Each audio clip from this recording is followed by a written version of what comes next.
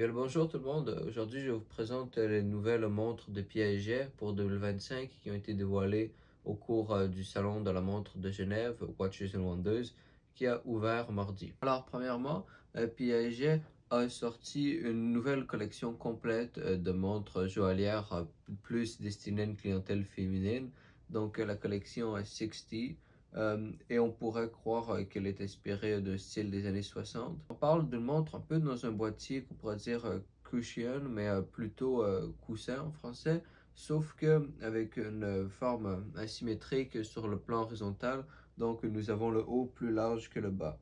Ensuite, au niveau de la lunette, nous avons vraiment plusieurs marches, on pourrait dire, et ce qui donne donc du relief à la montre. Et ça, c'est quand la lunette n'est pas assertie. Et puis également, la montre est sur un bracelet en métaux qui me fait un peu penser à un bracelet grain de riz. Mais donc, c'est un bracelet à 5 maillons de large et puis des maillons tout de même longs, ce qui lui donne un aspect un peu coulant et qui donne un air plus de montre de soirée, même si c'est un bracelet de sport. Et donc, ça fera sûrement une belle montre polyvalente pour les femmes. Alors, il y a différentes versions, serties ou non, en deux tons ou simplement en acier ou en or rose. Et vous pouvez voir différents plans. Ainsi que plus haut, vous avez pu remarquer ce que je crois être la montre qui a servi d'inspiration et qui doit être, j'imagine, une montre tirée des années 60. Et donc voilà, c'est là qui avait été introduit la forme en trapèze que l'on trouve aujourd'hui. Puis j'ose espérer que les montres ne sont pas équipées de mouvements à quartz. Alors, malheureusement, mouvement à quartz. Alors, pour ceux qui me connaissent, vous savez qu'étant un fan de haute horlogerie et un fan, en fait, d'horlogerie simplement, j'en ai que très peu à faire des mouvements à quartz. Et puis, j'explique brièvement pour ceux qui ne sont pas familiers avec la chaîne ou avec l'horlogerie en général. Eh bien, ce qui fait l'intérêt d'une montre de luxe est sa complexité. Car un ordinateur ou un téléphone indique mieux l'heure. Mais c'est le fait que l'heure soit donnée dans une montre avec une multitude d'engrenages et de composants qui ont été faits à la main qui est impressionnant. Une montre à quartz est un dispositif électronique et donc incluant un système de batterie et qui est manufacturé en usine, qui n'est pas manufacturé à la main. Et bien que c'est très complexe, ça ne requiert pas du savoir-faire humain, simplement des plans, puis ensuite la machinerie s'occupe du reste. Donc il n'y a pas vraiment de savoir-faire derrière un mouvement quartz. Il y a tout de même une certaine complexité, dans la manière qu'il y a une complexité dans un téléphone, mais vous comprendrez avec moi que la complexité dans un téléphone n'est pas la même qu'il y a par exemple dans une voiture vintage avec le moteur entièrement fabriqué à la main comme il se faisait à une certaine époque. D'un côté, une complexité exécutée à la perfection par des machines, et de l'autre côté, dans une tâche laborieuse exécutée par des humains. Alors, sinon on parle de 29 mm, je vous laisse observer la montre. C'est tout de même joli. Et puis, il aurait été possible de faire entrer un mouvement mécanique, seulement manuel cependant, dans un boîtier de cette taille. Cela aurait certes représenté un défi, mais bien des marques l'ont fait. Et aussi, ce n'est pas comme si Piaget ne disposait pas d'une expertise horlogère. Ils savent faire des mouvements très qualitatifs, notamment ils ont fait parmi les tourbillons les plus plats à un moment détenant le record du monde. Alors je suis sûr qu'ils auraient été capables de fournir la collection 60 en mouvement mécanique. La montre a tout de même une jolie air, mais je pense qu'elle a une plus belle allure lorsque la lunette n'est pas sertie, car il y a alors, comme vous l'avez pu le remarquer, une sorte de relief qui est absent lorsque nous avons plutôt des diamants de taille ronde. Ensuite, attaquons-nous au vif du sujet, les véritables montres, soit les montres mécaniques. Alors, pour commencer, nous avons des nouvelles versions des Andy Warhol Clous de Paris. Alors, bien sûr, designées par le célèbre artiste pop. Et puis, j'ai mentionné Clous de Paris, mais celle-ci n'est pas Clous de Paris. Nous avons plutôt, comme nous venons de la voir sur la 60, un peu des marches, donc une succession de petits rebords qui vont de moins large à plus large pour vraiment former une inclinaison. À savoir qu'une montre design similaire a déjà été offerte avec le motif clou de Paris sur la lunette. Alors voilà, vous pouvez voir ici la lunette de clou de Paris dont je parlais. Et donc, nous avons plusieurs déclinaisons avec à la fois des cadrans en pierre, par exemple ici en œil de tigre, et donc sur celle-ci en or blanc. Ici, c'est simplement un cadran laqué, mais avec une aire plus simple. Elle me rappelle un peu la Golden Ellipse de Patek Philippe au niveau de ses aiguilles et de ses index en barre. Donc, comme vous avez pu le remarquer, en or rose. Alors ici, nous avons un cadran en malachite à nouveau avec ce motif rayé, car en général, lorsque des marques de montres vont proposer des pièces avec des cadrans en pierre, ils sélectionnent spécifiquement les tranches de pierre qui seront utilisées.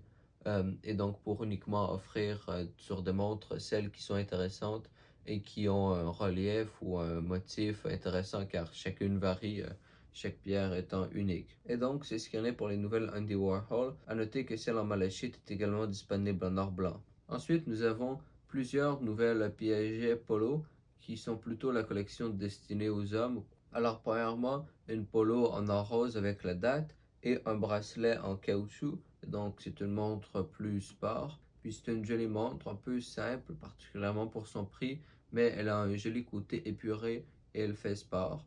Également remarquer les aiguilles au centre qui, bien qu'ils ne sont rien de nouvelles, sont toujours très jolies. Et il y a un motif ligné à l'horizontale sur le cadran qui est noir et donc, comme vous avez pu le voir, remontage automatique. Ensuite, une montre plus complexe, nous avons un quantien perpétuel sur un cadran obsidienne avec à nouveau un bracelet en caoutchouc et cette fois un boîtier or blanc 18 carats. Et donc nous avons, comme souvent chez Piaget, la phase de lune qui est seulement à taille réduite de comme elle l'est traditionnellement, qui est bien plus jolie si vous voulez mon avis. Également, on ne montre que la section comprenant la lune et non pas une traînée d'étoiles comme on le voit souvent. Eh bien, c'est un peu dur à expliquer en mots, mais je vous mettrai une photo à l'écran. Ensuite, nous avons à 3 heures l'indication du quantième par aiguille, à 9 heures le jour, et à midi à la fois le mois avec en sous-compteur une indication de la position de l'année dans le cycle des années bissextiles. C'est une très belle montre qui fait très balancée et puis très jolie. Ce n'est pas un nouveau calibre, c'est simplement une nouvelle déclinaison, mais elle n'en est pas moins très appréciable. Remarquez également le profil relativement mince. Cependant, cette montre ne fait pas partie de leur collection Altiplano, dans lesquelles les montres sont vraiment ultra plates. Ensuite, nous avons une phase de lune skeleton avec un tourbillon, et donc cette fois-ci dans un boîtier en titane. Le cadran est à nouveau bleu avec le bracelet en caoutchouc bleu et il vient avec un système interchangeable. Vous pouvez donc le rajouter un bracelet en alligator. Donc on peut voir l'arrière de la montre, voilà ici. Remarquez également que le tourbillon n'est pas sur un fond opaque, il est plutôt avec un arrière en saphir cristal. Vous pourrez donc apercevoir votre peau en portant la montre. Et puis nous avons à nouveau la phase de lune. Alors la phase de lune est indiquée par aiguille, tandis que normalement sur les montres classiques à la phase de lune, nous avons un disque avec une représentation de la lune qui tourne et un disque fixe par-dessus qui vient obstruer la partie de la lune n'étant pas cachée pour donc former les différents croissants au fur et à mesure des stades.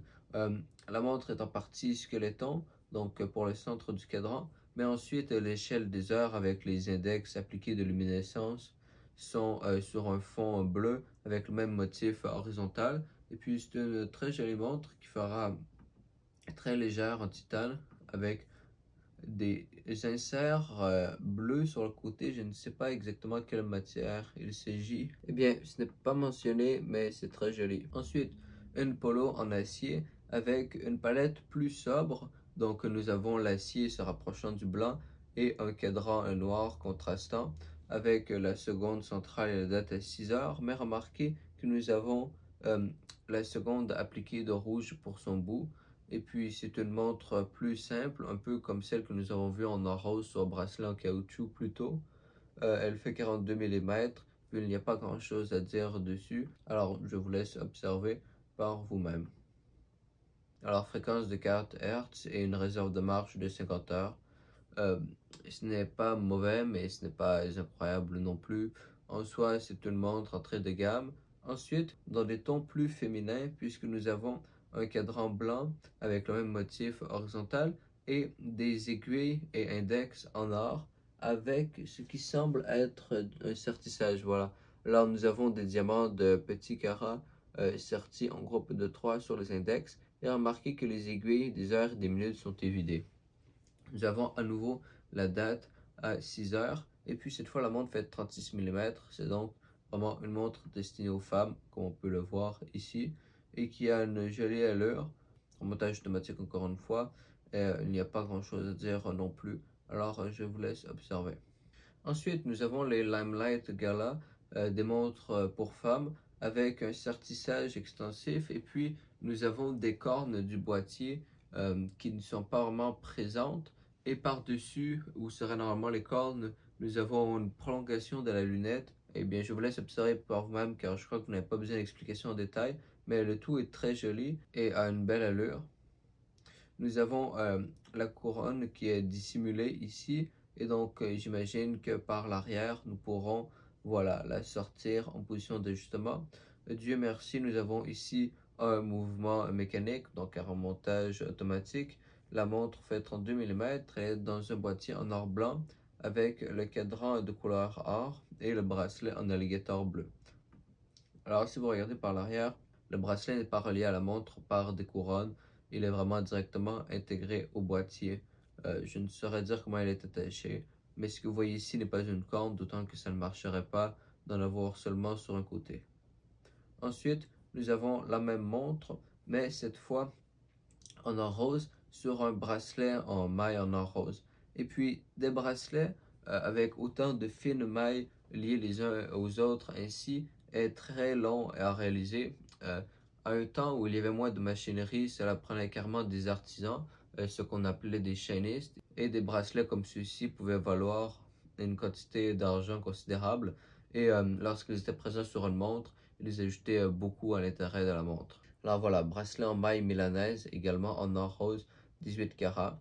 Nous avons le même sertissage, le même cadran doré et la même couronne dissimulée. Donc le calibre et le modèle restent le même, simplement c'est une autre déclinaison. Et vous pouvez voir que la montre a une très belle allure. Ensuite, finalement, nous avons une Piaget Polo 79. Il existait déjà la version en or jaune et nous voyons maintenant s'ajouter à celle-ci la version complémentaire en or blanc. C'est une montre avec un air industriel, je dirais brutaliste même. Nous avons vraiment des rayures excessives, un motif horizontal qu'on ne peut pas manquer et le cadran, le boîtier et le bracelet ne semblent faire qu'un. Encore une fois, je vous laisse observer la montre car il n'y a pas grand chose que je puisse dire que vous ne pourrez pas remarquer. Cependant, observez la manière dont les mailles du bracelet sont attachées entre elles pour donner cet effet de séparation que nous pouvons voir ici. Celui-ci est d'ailleurs simulé sur le cadran et sur le boîtier avec un satinage différent, comme on pourra le voir sur le profil de côté. Voilà. Donc ici aussi nous avons un satinage différent, mais nous avons également un espace et l'espace ici n'est pas présent. Mais la montre a tout de même bien réussi à donner l'allure qu'elle n'est composée que de bandes de la même longueur. Et à vrai dire, c'est vraiment comme si on avait pris ce motif, donc frappé horizontal, et que nous avions vraiment découpé la montre de celui-ci. C'est très bien réussi. C'est un style audacieux. Je vois comment est-ce qu'il pourrait plaire à quelqu'un et répugner un autre. Alors, je pense que c'est polarisant comme design. Personnellement, je le trouve bien intéressant. C'est une montre très sport et qui aura un drôle d'allure dans un contexte formel. On parle de 38 mm.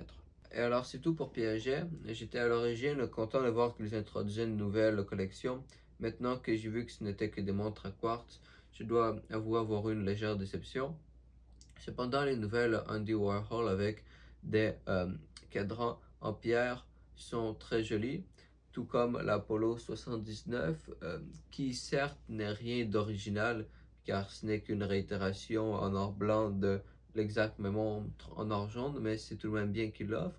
Et puis, nous avons tout de même eu des belles nouvelles déclinaisons dans la collection Piaget Polo qui seront appréciées, mais je déplore tout de même que Piaget n'a pas introduit carrément un nouveau calibre.